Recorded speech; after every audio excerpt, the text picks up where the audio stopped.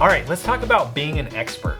Now, being an expert means that somebody is going to trust you because they can see from everything you're projecting that you have the research, the experience, the awards, the recognition. People talk about you. They see you as an expert and they trust you. Right. And that's very valuable. Yeah, I mean, I think when you think about being an expert and that trust, that's going to make you more money. And that may sound a little weird, but if somebody comes into a relationship with trust, the project is going to go smoother. So if in that relationship they see you as an expert and they trust your opinion, you're going to get through the project quicker, and that's going to mean it's going to be more profitable, right? Yeah, so I think part of that is you need to start identifying yourself as an expert and doing everything you can to get to that level. Now, you can't just say it. You can't just put it on your Twitter and it's it. Right. You have to do the research. You have to do the legwork and back it up. So let's talk about how you back it up. First thing is to win awards. In order to win awards, you need to apply for them. So apply for lots of awards. Some of them can be kind of pricey, so do this as best as you can. Some of them are pay to play, and some of them are more prestigious, like we've talked about before. Nobody knows the difference, right? Most of the people aren't going to know the difference. When you do win them, talk about them, share them, tell everybody. This is going to help elevate the level of work that you do in people's minds. Well, and some people may not realize it, but there's a lot of industry-specific awards, right? So seek out industry publications or thought leaders in that industry and see if they have some sort of award that you could apply for. Yeah. The next thing you can do, which is scary to a lot of people, is public speaking. I think I read somewhere that Americans are more scared of public speaking than death, which is kind of crazy, but I guess true for some of you out there. When you're thinking about speaking, there's kind of three places we suggest looking, right? Local organizations and groups are always looking to fill their calendar, even if you think it's maybe not a group that would be specifically interested in what you have to say. They're looking to fill time slots, right? So don't be afraid to reach out. The next kind of low-hanging fruit there is education. Professors are always looking for experts to come in and talk to their students.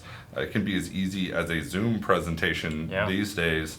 And then the last thing that's a little bit harder, and you may need to cut your teeth on the other ones first, is industry conferences.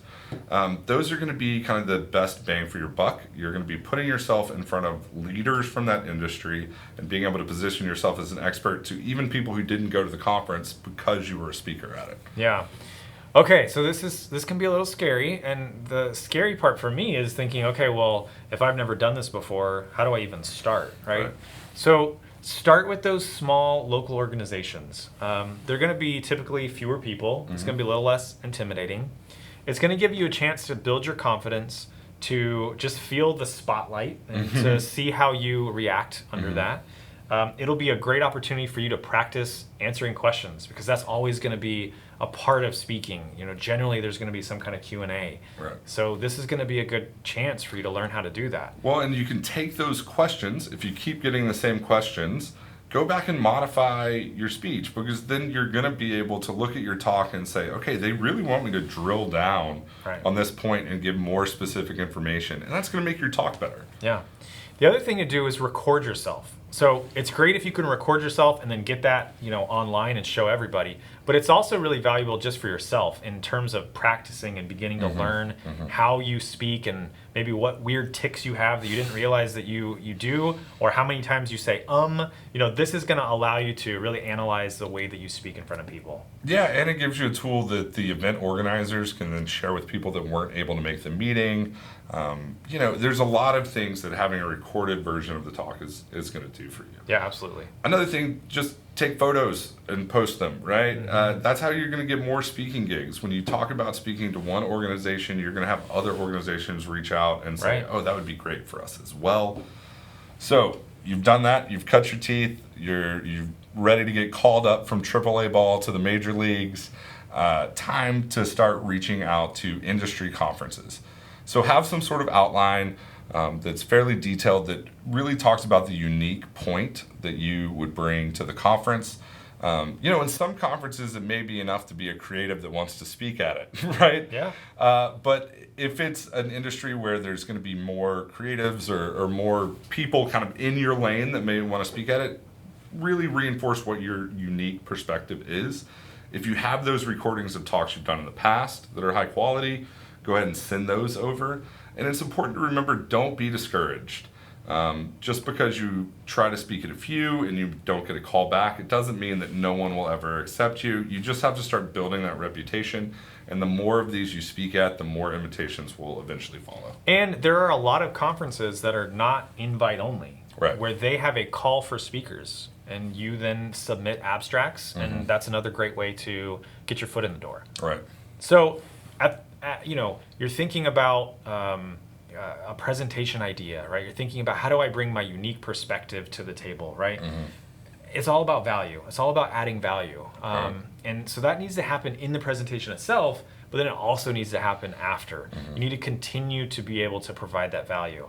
So a couple of things to do. At the end of a presentation, when you're doing Q&A, make sure you've got your contact information on that last slide, so that's always up there so that people can find you. Have some kind of secondary piece of content that could be valuable to that industry or that group of people that they might need to download from your website, right? Or sign up for a newsletter to get access to it. Yeah, push them into that sales funnel, right? Give them a QR code that is going to throw them to a website to get more information, that's going to collect their email, contact info, and all of that. And then they get a PDF that's maybe a little bit more in depth than your talk. This is going to let you know they're interested in what you're having to say. It's going to give you an easy way to reach back out.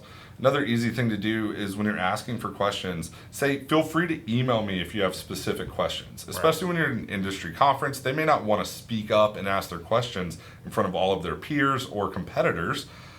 And when they ask a specific question about their company, you can leverage that to say, here's how we would handle it, and here's what we could do for you to make that easier. Yeah.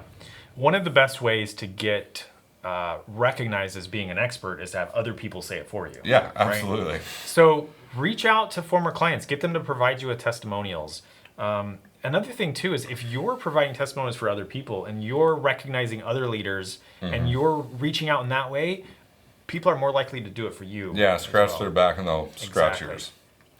So another thing that you can do to position yourself as an expert is to write content.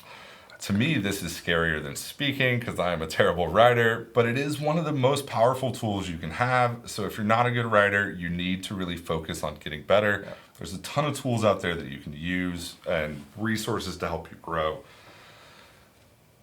A thing that some people make a mistake in is they just kind of write generally about marketing, design, illustration, whatever they do. You need to write industry-specific content because that's where people are going to get the value. So think about the industries you want to work in and then write about that overlap of your skill set and the industry. Because when you can create that specific content, that's going to be what's providing value for leaders in that industry. Right. Yeah, and use data. Like, back up everything you do. Find a way to prove the value that you've brought to the table. And the writing, that can happen on a social media post, right? And that data can come through in that social media post. It doesn't have to be a blog post, right? So writing is really powerful. And, ideally, you want other people to share your content. And the people you want to share your content are the ones you want to hire you. So write content for those industries and get it in front of them. Email it to them, tag them, share it with them. Find ways to get it in front of them, and more than likely they're going to share it if it's good content. Right. Everyone is always looking for content. So even though it may not get published in their magazine or their official publication, most of them have blogs or social media feeds where they could just reshare your content. Right. In some ways, those are even more valuable because everyone who follows them may not read their magazine every month. So there's a lot of different ways to kind of write great content, right? I mean, that's the first step. And then make sure you're getting it in front of as many people as you can. And that's the way the industry works. You may feel a little bit scared about putting yourself out there, but the worst they can say is no. Right. All right. That's it. And if they do share it, make sure everybody knows that they shared it. Yeah. Right? Because that's cool. That sets you, again, that shows that you're a leader. Absolutely. So just kind of break it down. Here's the 4 things we talked about that can kind of quickly position you as the expert. Win awards. Apply for as many awards as you can or can afford. Right. Next, work on public speaking. You can start with local groups to kind of cut your teeth and then move up to industry-specific conferences. Get testimonials from your clients. A great way to do that is to leave a testimonial for them as well. A lot of you may think like, well, I don't use their service specifically, but talk about how great it was to work with them, right? They work with a ton of vendors as well that care about those reviews and testimonials. And also write industry-specific content and do your research. If you want to be an expert, you need to be an expert. So do your research, write specific content, and provide value for the industries you want to work with.